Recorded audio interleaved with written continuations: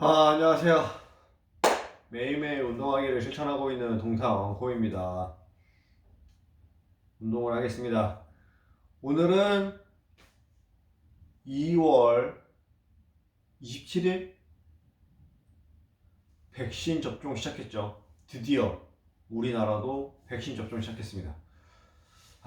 불안하긴 하죠. 확실히 원래 모든 의약품들은 긴 기간을 두고 검증을 해야 되는데 이번 백신은 급하게 나온 게 있어서 많은 사람들이 불안해합니다. 저 역시 불안합니다. 저도 만약에 맞게 된다면 마지막에 맞고 싶어요. 순서를 최대한 뒤로 해서.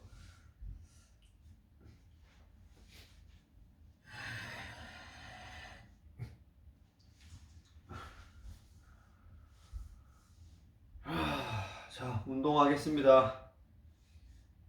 운동해야지. 그러니까 이쪽에 두는 게 햇빛을 더 잘 받나?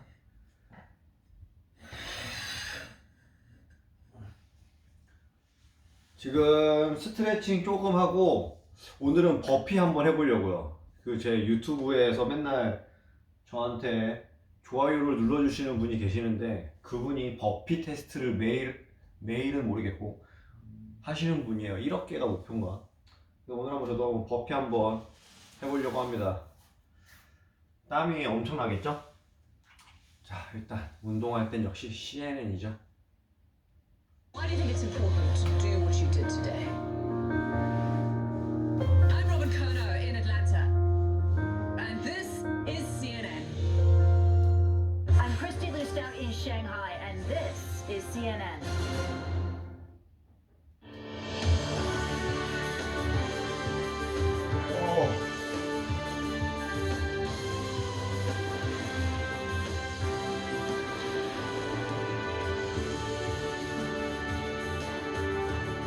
You're watching CNN Newsroom. Hello, everyone. I'm John Vors. We begin this hour in Washington just 36 days into his first term, and Joe Biden has personally ordered the first known military strike of his presidency.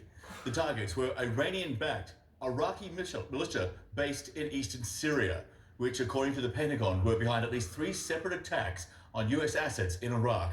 The most recent was last week when the city of Erbil came under rocket and mortar fire. U.S. Defense Secretary Lloyd Austin offered few details as to what precisely was hit by these airstrikes. We're confident in the target that we went after. We know what we hit.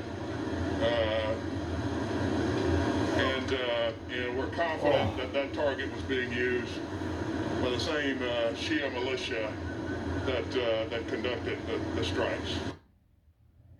For more details, CNN's Oren Lieberman reports now from the Pentagon.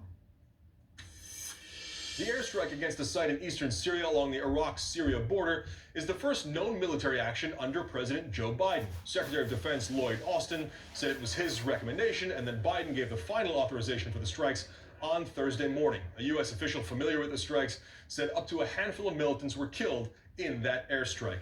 And they come after a series of rocket attacks against U.S. and coalition forces operating in Iraq. First in Erbil about a week and a half ago, then in Balad Air Force Base just north of the city of Baghdad, and then the Green Zone in Baghdad itself.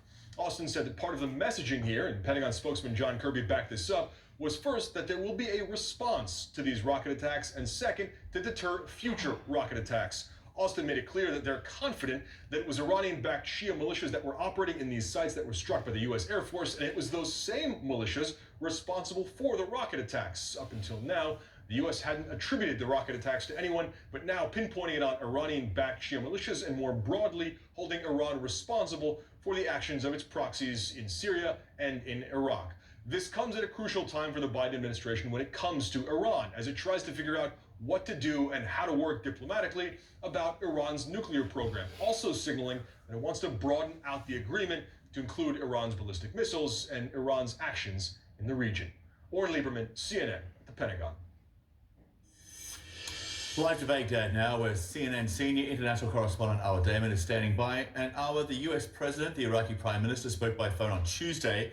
According to a brief White House readout of their conversation, they discussed the recent rocket attacks against Iraqi and coalition personnel, agreed those responsible for such attacks must be held fully to account. 2 days later, here we are, a targeted strike just over the Syrian border. which in theory means no blowback for the Iraqis. What else is happening there? Well, John, presumably that is the hope here, because let's remember that when it comes to the proxy war 와, that 진짜 is 너무 힘들다, unfolding 오랜만에. between the US and Iran, most of the time the blowback does happen here in Iraq at the expense of the Iraqi population. But yes, the fact that the US chose to target an installation that is in Syria is perhaps an indication that this administration is much more sensitive to the position that Iraq does find itself in. And it's also, worth noting that for the members of the Iraqi government who are not affiliated with the political parties that have ties to these Iranian-backed militias, in many ways they would want nothing more than to see an end of the 몇 era 개 of 있지? negative Iranian influence. But 일단 지칠 Iran's 때까지 한번 해보고 tentacles extend so far into this country 지치면 스트레칭을 because on the 한번 one 하겠습니다. hand you have the economic ties, the realities of a shared border that is hundreds of kilometers long. You have cultural ties that exist as well, and on the other hand you have the strength of the Iranian-backed Shia militias, which has only increased over the years, and an Iraqi government and Iraqi security apparatus that for quite some time now has struggled and failed to contain it. The escalation that we saw taking place almost a year ago when then President Trump's administration decided to kill Qasem Soleimani on Iraqi territory had a very severe blowback for this country. With this current action of the Biden administration, again, choosing that target in Syria versus one of the many targets that is in Iraq, this does in some ways rewind us back to the era before the killing of Qasem Soleimani, when there were fairly regular indirect fire attacks against U.S. installations, especially the U.S. Embassy in Baghdad, and then a more measured U.S. response.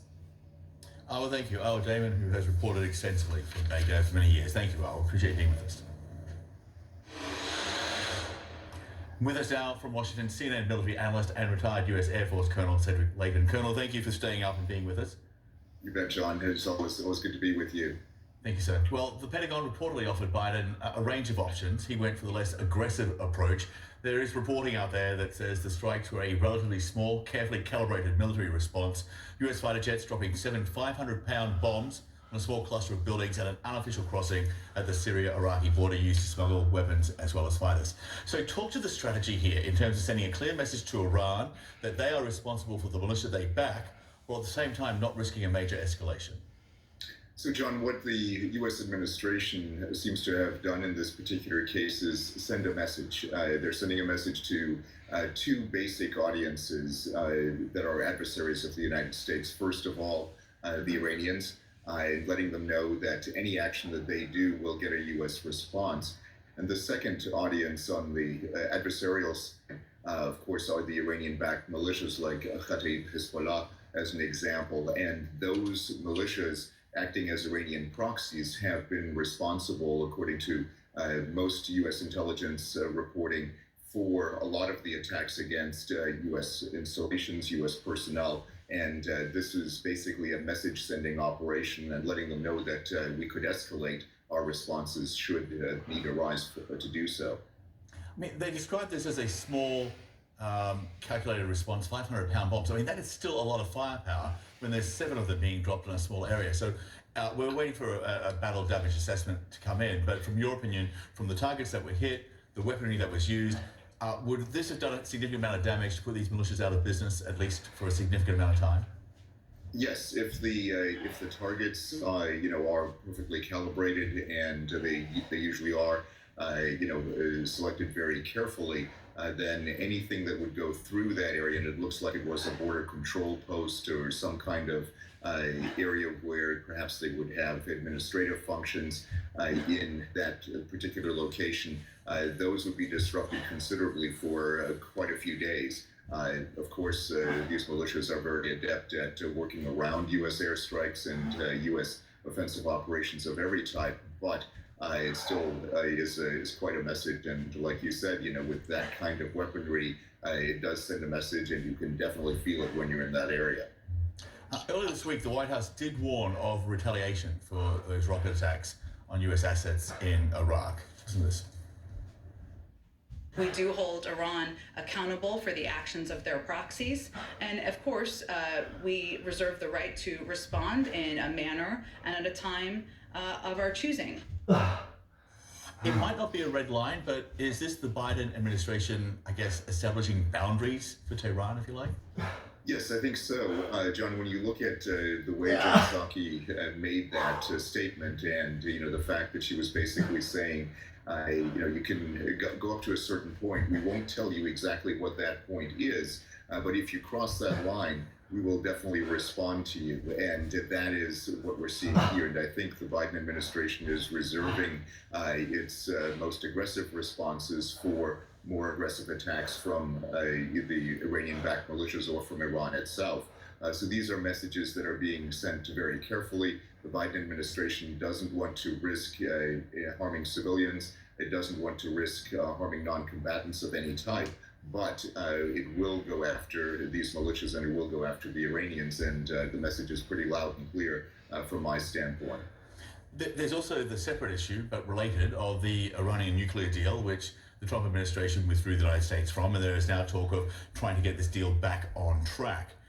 Of course, these things don't happen in isolation, so what message does Tehran read from this military strike in regards to negotiations or any future negotiations for that nuclear deal? I think what the message that they're receiving right now in Tehran is this. 발굽혀펴기 20개만 하고 that 끝내겠습니다. does want to 혹시 have 얼굴이 창백해진 것 같아요? negotiations, that would in essence revive the Iran nuclear deal. But it's not as important a goal as protecting American lives and American installations. So that's priority number one, in essence, a force protection goal from the United States point of view. But it also sends a message to the Iranians that, yes, we want to talk to you and we don't want to destroy you, but what we do want to do is we want to make sure that you do not misbehave. And that is the message that the Iranians should be receiving from this airstrike. This was, in essence, a demonstration of what the U.S. can do, and the Iranians are being put on notice that they, if they want to relieve the sanctions that are being, poised against them, they need to make sure that they behave, and that's in essence what the United States is saying to them. Retired Air Force Colonel Cedric Layton, thank you, sir, for being with us. Most appreciated. 발굽혀펴기 20개 한 번 더 하겠습니다. 뭔가 아쉬워. Well, while new coronavirus cases are declining, variants are on the rise and threatening to reverse all progress that is made. Ahead, the push to ramp up vaccinations. Also, the extreme lengths a group of Russian diplomats took to leave North Korea amid some incredibly tough COVID restrictions.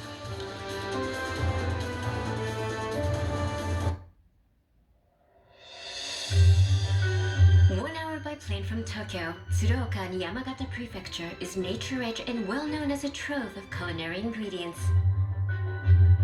Among the rice paddies lies Tsuruoka Science Park, which contains an institute boasting the world's largest group of metabolome analyzers. For 20 years, our cutting-edge research has combined IT and biotechnology. We strive to do something different from others, and many unique venture companies have sprung up as a result. We develop practical applications for protein materials produced using the power of microbes without relying on fossil fuels or animals. Many like-minded people have joined us to contribute to the sustainable development of society. Tsuruoka is blessed with nature, history, food culture, and cutting-edge science and technology. This is a place where we can rediscover the happiness of life. All new African Voices Changemakers. Create opportunities.